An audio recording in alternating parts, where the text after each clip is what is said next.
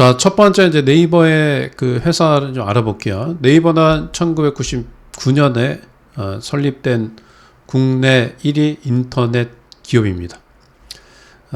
이제 하고 있는 사업은 이제 검색 엔진, 뭐 이메일, 블로그, 온라인 쇼핑, 실시간 검색, 광고, 그 다음에 간편 결제, 웹툰, 라인, 뭐 이런 사업들을 하고 있고요.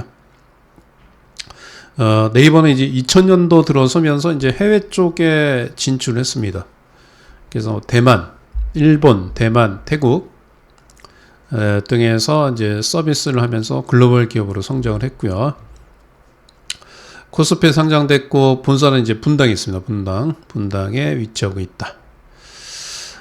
네이버가 하고 있는 사업 구조를 보면 지금 보시면 화면 보시면 서치 플랫폼, 커머스, 콘텐츠, 핀테크입니다.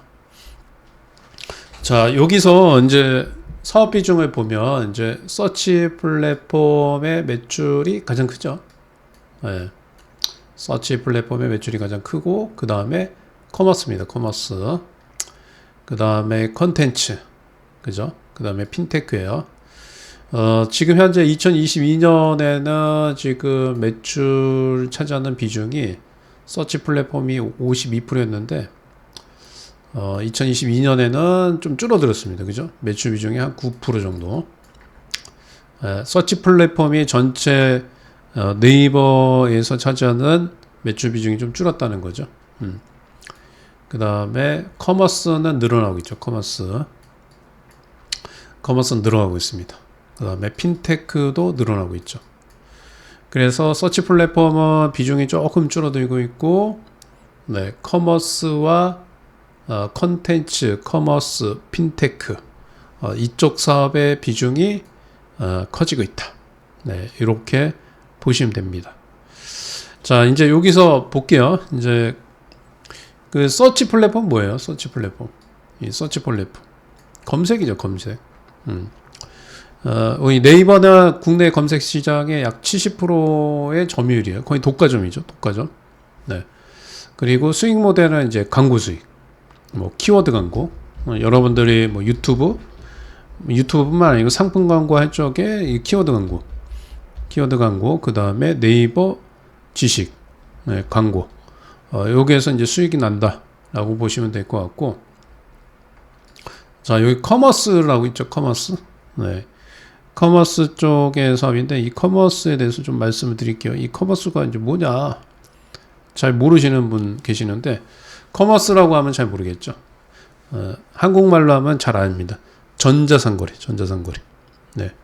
인터넷 웹사이트에서 구축해서 상점의 상품을 그러니까 상품을 등록, 서비스 사고 파는 거, 전자상거래. 네. 그러니까 온라인 쇼핑입니다. 쇼핑, 커머스, 전자상거래를 의미하고 온라인 쇼핑, 대금 결제, 납품 뭐 이런 것들 쇼핑 사업을 수행하는 것을 커머스라고 합니다. 이 커머스 쪽의 시장이 이제 커지고 있죠, 성장하고 있죠. 네. 그래서 네이버는 이 커머스 쪽의 매출 구조에서 커머스 쪽이 차지하는 비중이 2등이에요. 두 번째는 높아요. 네, 두 번째는 높다. 자, 그래서 이제 네이버가 이 주가가 최근에 빠졌던 이유도 요것 때문에 그래요. 네, 커머스, 전자상거래. 네, 이쪽에서의 성장성은 있긴 한데 중국 플랫폼 업체한테 강력한 경쟁자가 생겼기 때문에 주가가 최근에 이제 하락했다라고 좀 보시면 됩니다. 자, 이제 제가 이제 요 사진을 한번 좀 보여드릴게요. 네. 요거는 네이버가 최근에 주가가 하락한 요인, 네, 왜 하락했는지 요걸 보시면 아실 거예요. 자, 이제 주가 하락한 이유는 이겁니다. 커머스 사업에 대한 우려가 짙어지면서 커머스 사업은 이제 네이버의 전체 매출 구조에서 약 한 21% 차지하고 있다. 자, 여기 보시면 지금 이게 이제 증권사에서 이 리포트를 쓴 거예요. 이 주가 하락 요인을. 2023년 4분기에 포시마크를 제외한 거래액 성장률이 4.9%, 그 다음에 시장 성장률이 10.6으로 하회했다. 네, 이런 얘기가 나오죠. 자, 여기서 이제 얘기하는 포시마크는 이제 회사 이름이에요, 회사. 네, 포시마크는 이제 어떤 회사냐면, 이제 간단하게 설명드릴게요. 포시마크는 미국의 최대 C2C 플랫폼 회사입니다. 패션 플랫폼. 네. 자, 다시요. 포시마크는 미국의 C2C 패션 플랫폼이야. 개인 간 거래 패션 플랫폼 회사고, 2011년에 그 설립이 됐습니다. 그리고 약 8천만 명의 이용객을 갖고 있습니다. 그래서 개인 간 패션 플랫폼 C2C 기업 중에서 1위입니다. 1위. 시장 점유율 1위. 네. 2021년 연간 거래액이 18억 달러요. 매출액은 3억 3천만 달러 정도 됩니다. 그러니까 이게 개인 간 패션 플랫폼의 개인 간 거래니까 당연히 사용하는 사람들이 누구예요? MZ세대죠. MZ세대. 네. 이게 이제 포시마크가 이제 왜 갑자기 네이버에서 포시마크 얘기가 나오냐? 네이버가 이 포시마크라는 회사를 인수했습니다. 네. 네이버가 1조 6천억에 1조 6,700억의 이 포시마크라는 회사를 인수를 했어요. 그래서 이 포시마크는 네이버의 계열사로 편입됐습니다. 네. 네이버의 계열사로 편입돼서 그래서 여기 이제 증권사 레포트에서 이 포시마크를 제외한 거래액 성장률이 하회하고 있다. 그러니까 반대로 얘기하면 네, 포시마크 미국의 패션 플랫폼에 인수했는데 요거는 괜찮다는 얘기겠죠. 네. 자, 그리고 이 커머스 사업이 안 좋다. 이 커머스 사업은 아까 이제 간략하게 한국말로 하면 전자상거래잖아요. 네, 여기 보면요. 이 전자상거래에서 지금 보면 이 중국 플랫폼의 성장성이 거세다. 예, 두 군데 있죠. 당연히. 알리하고 테무겠죠. 예, 알리하고 테무. 알리익스프레스는 국내 업체의 수수료를 받지 않는 조건을 내걸면서 브랜드를 입점시키고 있다. 예, 그죠? 수수료. 자, 그 입점시키는 건 좋은데 뭐가 문제냐? 네이버 스토어하고 겹쳐요. 브랜드가. 예, 네이버하고 이 브랜드가 겹친다. 네. 그러니까 알리 쪽에서 국내 업체들이 수수료를 안 받는 조건으로 입점이 늘어나면 당연히 네이버의 커머스 쪽 사업도 겹치기 때문에 영향을 받을 수 있다. 네, 그죠? 영향을 받을 수 있다. 그래서 이 사실은 여기 보시면 네이버의 그 매출에서 두 번째로 높은 이 커머스 쪽 시장에서의 중국 업체의 플랫폼 성장성이 커지기 때문에 네이버의 위협이다. 그래서 이 주가가 지속적으로 최근에 상승하지 못했습니다. 네. 그러면 이제 여기서 중요한 거죠. 그러면 이제 뭐 알리익스프레스나 테무 이런 이제 커머스 중국의 플랫폼 기업들 때문에 향후에 네이버가 이제 더 크게 영향을 받을 거냐? 이거를 이제 엄밀히 따져봐야 되겠죠. 사실 영향은 받긴 하는데 그렇게 따지면 쿠팡이 더 힘들겠죠. 네, 쿠팡이 더 힘듭니다. 네. 자, 그렇게 좀 말씀드리고요.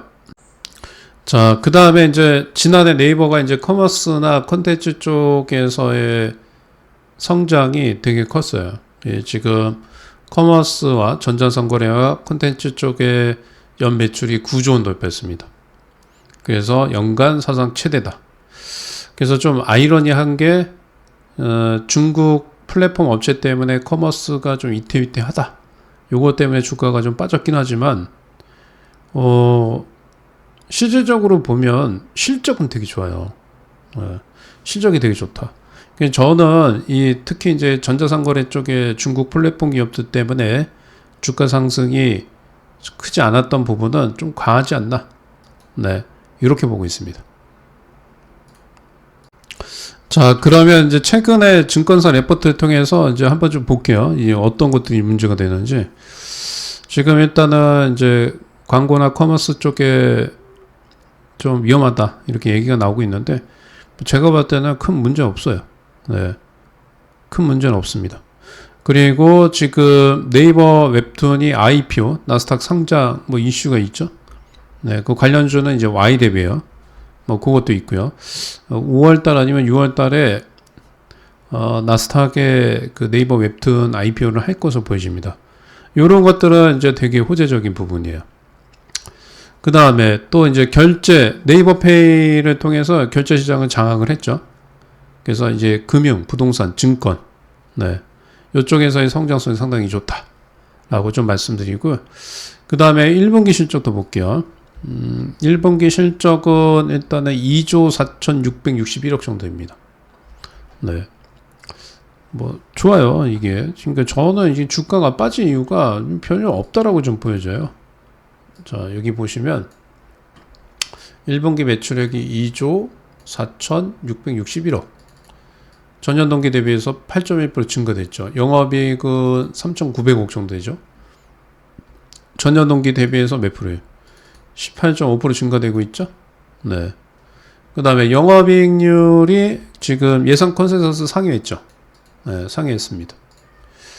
근데 주가는 네, 크게 상승하지 못했어요. 그래서 만약에 이제 여기서 실적도 1분기 실적도 안 좋고 그 다음에 중국의 그 플랫폼 회사의 경쟁이 심해서 뭐 특별하게 실적에 대한 악영향을 미친다 뭐 이런 부분이 나오면 네, 문제가 되겠지만 뭐 그런 것들이 전혀 없습니다. 네, 그런 것들이 전혀 없기 때문에 저는 이제 지금 과도하게 밀렸다. 그리고 오히려 주가가 싸다. 이렇게 좀 말씀을 좀 드릴게요. 자, 그러면 이제 주가 상승 요인, 네, 간략하게 다시 말씀드리면, 네이버 주가 상승 요인 1. 실적입니다. 네, 1분기 실적, 양호. 네, 1분기 실적도 양호하고 꾸준한 실적 개선 가능성. 네. 그 다음에 두 번째, 그 다음에 네이버 웹툰, 나스닥 IPO. 네, 나스닥 IPO. 이거 수혜주는 Y랩입니다, Y랩. Y랩이 수혜주예요. 이게 나스닥 상장이, 언제 될 거냐? 5월 아니면 6월입니다. 네, 5월 아니면 6월. 네, 요런 것도 이제 주가의 상승 요인이다. 라고 좀 말씀드리고, 지금, 그 다음에 세 번째, 마지막 주가 상승 요인. AI 관련, 네, 경쟁력이 강화되고 있다.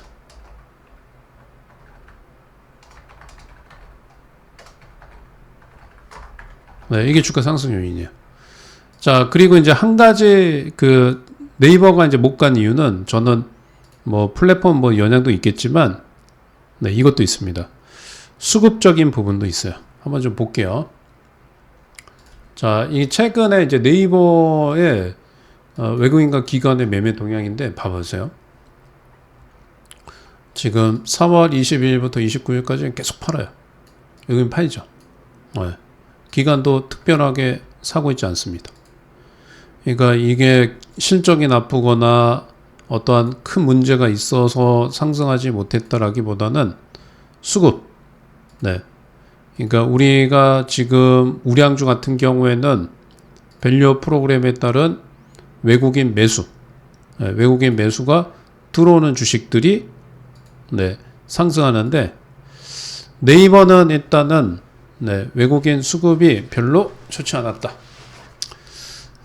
자, 4월 1일 수급 동향은 이제 아직은 여기에는 이제 캡처본에는 안 났는데 제가 이제 말씀드릴게요. 4월 1일 누가 샀냐? 오늘 기관이 21만 주 정도 샀어요. 좀 매수했고 그 다음에 외국인은 1031억 31억 정도 네 이렇게 했습니다. 오늘 프로그램 매수는 한 15만 주 정도 좀 들어왔어요. 네. 이게 1136주를 샀네요. 네. 그래서 이거 딱 보시면 알겠지만 이제 뭐 외국인보다는 기관이 네이버는 기관의 매수가 들어와야 상승합니다. 자, 그 다음에 이제 기술적 분석 마지막으로 좀 보겠습니다. 자, 네이버 좀 보면요, 이 주가가 이제 바닥에서 턴하거든요. 네. 주가 바닥에서 턴하죠. 지금 20에선 돌파했죠. 네. 그래서 이거는 의견이 매수입니다. 매수 의견.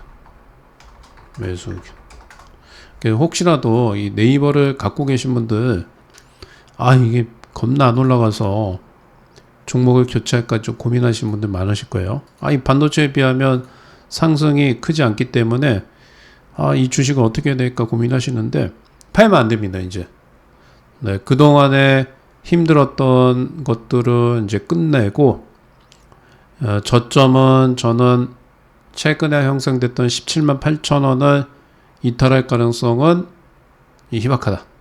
네, 희박하고요. 오히려 신규 매수하거나 보유하셔야 돼요. 자, 그래서 매수 의견 말씀드리고 목표 주가는 제가 이제 1차, 2차 목표가 말씀드릴게요. 네, 첫 번째 목표가 22만 원입니다. 22만 원. 그 다음에 조금 중장기로 갖고 가실 분들은 25만 원. 네, 22만 원. 지금 저점에서 사실거나 혹은 몰리신 분들은 일단은 최소 22만 원까지는 보유하셔야 돼요. 네, 중장기로 보유하실 분은 한 25만 원. 네, 아직 보유 의견을 좀 말씀을 드리도록 하겠습니다. 자, 그 다음에 이제 공지 하나 하겠습니다. 네.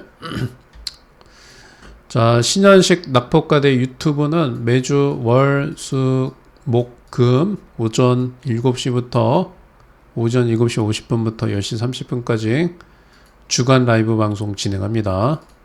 네, 그래서 신현식 파트너 낙폭과대 유튜브 화요일 빼고 맨날 오시면 됩니다.